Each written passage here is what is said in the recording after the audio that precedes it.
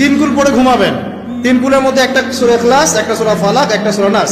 কি হবে এটা পড়লে? নবী সাল্লাল্লাহু আলাইহি ওয়াসাল্লাম বলছেন দৃশ্য বা অদৃশ্য, মানে যা দেখা যায় যা দেখা যায় না, এই দৃশ্য অদৃশ্যের জগতের কোনো ক্ষতি তাকে স্পর্শ করবে না।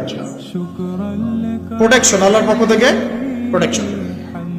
আর এটা যখন রাতে পড়বেন তখন এভাবে পড়বেন, একবার সূরা ইখলাস কুল হুয়াল্লাহু আহাদ, তারপর সূরা ফালাক কুল আউযু বিরাব্বিল ফালাক, তারপর সূরা নাস কুল আউযু বিরাব্বিন নাস করে দুই হাত একত্রিত করে ফু দিবেন, দিয়ে মাথা থেকে নিয়ে এভাবে পুরো মাথা থেকে নিয়ে পুরো বডি এভাবে মাসাজ করবেন এভাবে, ঠিক আছে? এটা তিনবার করবেন, একবার না। একবার পড়বেন আরেকবার তিনবার। এরপরে পড়বেন সূরা কাফিরুন। কোন সূরা? কুল ইয়া আইয়ুহাল কাফিরুন লা আ'বুদু মা তা'বুদুন। এই সূরাটা পড়বেন লাকুম দীনুকুম ওয়ালিয়া দীন পর্যন্ত।